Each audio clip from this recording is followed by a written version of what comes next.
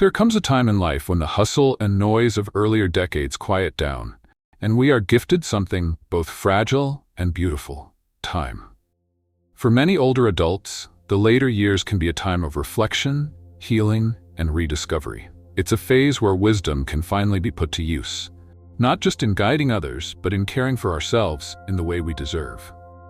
A few years ago, a retired professor from Harvard University shared his personal reflections on aging. His words, tender yet direct, resonated deeply with millions of people, particularly those over 60. His message wasn't about success or legacy. It was about peace, independence, and the small, everyday decisions that shape our quality of life as we grow older. This article draws upon that heartfelt message, expanding it with practical suggestions for staying healthy, mentally sharp, and socially connected. It is written especially for seniors in the United States, with the hope that it not only brings comfort, but also inspires small changes that make a big difference. Let's take this time together to look at what it means to age gracefully and joyfully. 1. The value of living wisely. In the professor's original message, one of the most poignant and enduring themes centered on the idea of preserving peace during the senior years. Peace not only in the world around us, but within our own hearts. He spoke with a quiet authority, the kind that only comes from lived experience, and his words touched something deep in those who listened. For many, retirement and older age are imagined as a time of rest, freedom, and simplicity. But, as life would have it, the golden years often bring their own set of unexpected complexities. Aging does not mean all challenges vanish. Rather, new ones emerge, sometimes silently, sometimes swiftly. Managing family expectations, maintaining autonomy, navigating shifting roles in relationships, and making financial decisions can all create a heavy emotional weight that few people talk openly about. Yet the professor offered a gentle counterbalance to this uncertainty. He reminded us that peace doesn't just happen, it is something we create through intentional living. One of his most practical suggestions was about financial discretion. He advised older adults to be thoughtful about how much information they share regarding their personal finances, especially with their children. It was not about distrust or secrecy, but about preserving harmony. Money, while necessary and helpful, has the unfortunate potential to stir misunderstandings and even resentment within families. The professor's advice was to avoid putting loved ones in positions where temptation or entitlement might slowly erode relationships that have taken decades to build. He also spoke about companionship with a tenderness that felt both nostalgic and wise. After 60, he said, your spouse or life partner often becomes the one constant presence in your life. The children grow up, careers end, the world slows down, and what remains is the person sitting across the table from you. To allow small arguments or unresolved grievances to fester is to waste time that cannot be regained. He urged couples to embrace each other's imperfections, to choose forgiveness, and to prioritize kindness over pride. In this phase of life, love should not be something we chase, but something we choose, daily, humbly, and with great care. These reflections were never intended to build walls between generations or encourage secrecy. On the contrary, they were about clarity, about setting quiet boundaries that help relationships flourish rather than falter. Knowing how to gently say no, when to step back, and when to hold on with grace, these are the decisions that ultimately create peace. Living wisely, as the professor framed it, means valuing serenity above drama, choosing dignity over debate, and finding joy in the calm that comes from letting go. 2. Health is the true wealth. Among all the wisdom the professor shared, there was one truth that rang louder than the rest, a truth so simple, yet so often overlooked. It was this: our health is the most precious wealth we possess. While we spend our younger years striving to build careers, accumulate savings, and earn recognition, the golden years quietly reveal that none of it truly matters without the ability to enjoy it. When our bodies are in pain, or our energy is low, even the brightest days can feel dimmed. That's why taking care of our health is not just a recommendation in later life, it's a necessity. The professor wasn't preaching grand diets or rigid regimens. Instead, he spoke of balance, of listening to your body and choosing nourishment over indulgence, comfort over complication. A wholesome meal doesn't need to be fancy. For older adults, it means preparing foods that are easy to digest, yet packed with the nutrients that fuel longevity. He described plates filled with leafy greens and vibrant vegetables, the kind that bring both color and life to the table. Whole grains offered steady energy, lean protein supported muscle strength, and healthy fats, from avocados to olive oil, helped keep the heart strong. The message was clear. Eating well isn't about restriction, it's about kindness, to your body, your mind, and your future self. And then, there was water. Something so ordinary that many forget its power. The professor gently reminded us that as we age, our sense of thirst becomes less reliable, even as our body's need for hydration remains. Dehydration doesn't always announce itself with a dry mouth. It can show up as dizziness, confusion, or sudden fatigue. That's why making a habit of sipping water throughout the day isn't just smart, it's protective. He called water the purest form of medicine, and it's hard to disagree. When it came to movement, his advice was equally thoughtful. He didn't ask anyone to become athletes in their 70s or 80s. Instead, he encouraged simple, joyful activities that could be sustained over time. A slow walk down a quiet street, the feeling of warm sun on your face, the gentle pull of muscles stretching in the morning. These moments, he believed, weren't just physical therapy, but emotional healing too. For those with physical limitations, even small movements, seated exercises, swimming in a warm pool, or light gardening, could rekindle strength and restore confidence. But taking care of our health isn't only about what we eat or how we move. It's also about keeping a close watch on the signs our bodies give us. Regular checkups with trusted doctors, simple tests for blood pressure, cholesterol, hearing, and eyesight. These small efforts can prevent larger issues. The professor described these visits not as chores, but as a quiet promise to oneself and to the people who care about us. Staying ahead of health problems isn't just a personal responsibility, it's a form of love. In all, the message was this: health is not a goal we achieve once, it's a daily practice, an ongoing relationship with the body that has carried us through a lifetime. And in honoring that relationship, we give ourselves the chance to enjoy not just more years, but better ones. 3. Emotional wellness and inner peace. Beyond the visible signs of aging, beyond the aches and the creaking joints, lies another part of us that ages too: the mind and the heart. Emotional wellness in our later years is not often discussed as openly as physical health, yet it plays just as vital a role in shaping our quality of life. The professor, in his quiet wisdom, recognized this. He knew that for many older adults, the struggles of aging weren't always on the outside. They were the silent burdens carried in the stillness of night: worries, regrets, loneliness, or the ache of missing someone who's no longer here. He offered simple yet powerful advice. Don't let your worries steal your sleep. If something is troubling you, set it aside until morning. The darkness of night has a way of exaggerating our fears, but the light of a new day brings clarity. It was his way of reminding us that not everything must be solved right away. Some thoughts are best left to settle like silt in a quiet pond until the water becomes clear again. This advice, though gentle, is rooted in deep truth. Mental peace is not a luxury reserved for monks or philosophers. It is something each of us needs to preserve our health and happiness. Chronic worry, especially over things we cannot change, has a way of wearing down the body as well as the spirit. It accelerates aging, weakens the immune system, and clouds judgment. But when we practice letting go, even a little at a time, we protect our inner peace and invite healing in. The professor also believed in keeping the mind engaged, not just to avoid decline, but to experience joy. He encouraged reading widely, not just newspapers, but novels, poetry, and history. He suggested puzzles or board games to keep our logic sharp, and creative writing or journaling to give voice to our inner world. Hobbies weren't just pastimes, they were nourishment for the soul.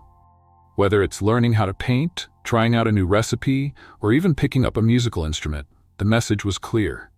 It's never too late to start something new. Just as the mind thrives on stimulation, the heart thrives on connection. Human beings are social creatures by nature, and no matter our age, we need the warmth of others. A brief phone call with a friend, a lunch date with a neighbor, or a regular chat with a grandchild can be more therapeutic than medicine. Isolation, by contrast, can lead to sadness, confusion, and even physical illness. For those with limited mobility or who live far from loved ones, technology can offer a bridge. Video calls, voice messages, emails, or even simple texts can remind us that we're not alone. In his reflections, the professor often emphasized that emotional health should not be treated as secondary. It is, in many ways, the foundation on which all other wellness rests. When we are at peace with ourselves and in harmony with others, life feels lighter. We laugh more, we sleep better, we move through each day with a little more grace. And so, as we age, we must tend to our emotional gardens as we would any other. Water them with compassion, sunlight them with connection, and prune away what no longer serves us. In doing so, we create a life not just of length, but of depth. 4. Finding meaning through simplicity. In the quiet cadence of the professor's reflections, one message stood out with profound clarity. The later years of life are not about control, expectation, or accumulation. They are about simplicity and the deeper meaning found within it. He spoke gently but firmly about the importance of letting go, especially when it comes to the people we love most.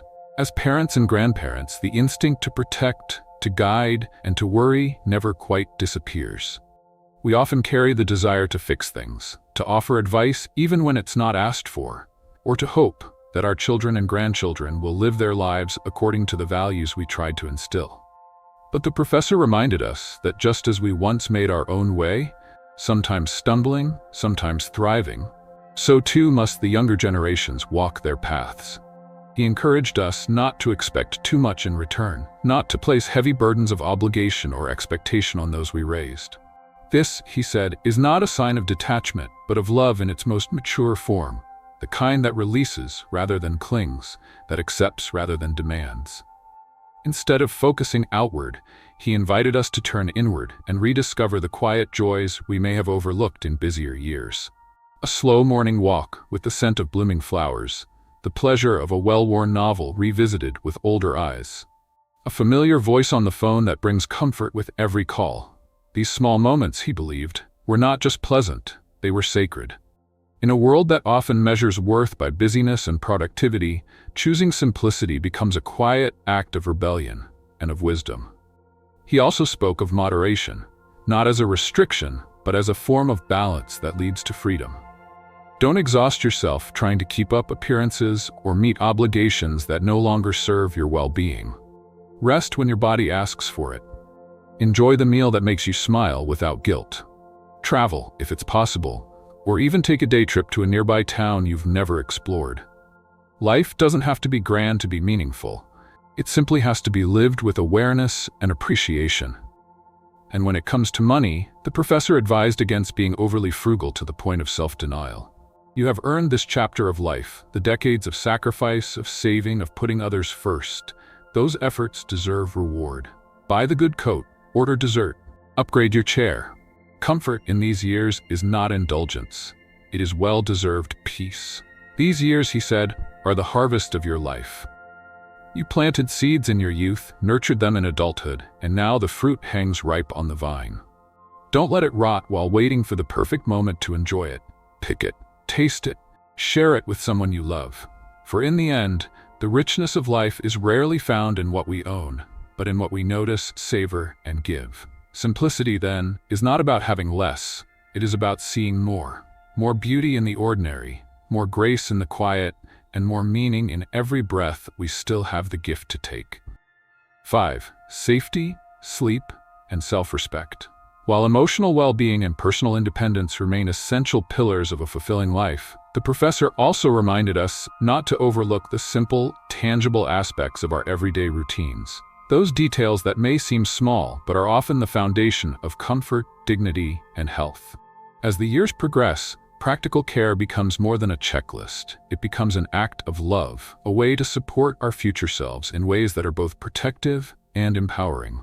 He began by stressing the importance of safety. It may not be the most poetic of subjects, but few things matter more in day-to-day life. The aging body, no matter how well cared for, is more vulnerable to slips and stumbles, and so the home must become a place of reassurance rather than risk. A bathroom floor once seen as merely cold or slick can become a hazard, Yet a simple grab bar beside the tub or shower can offer both physical and emotional security. Improving lighting throughout the house, especially along stairs or hallways, can prevent missteps. Removing rugs that curl at the edges or clutter in walkways isn't just tidying, it's protecting yourself. These actions aren't about giving in to frailty, they're about acknowledging the wisdom of preparation. But safety doesn't stop at the doorstep. The professor also emphasized the importance of getting outdoors regularly.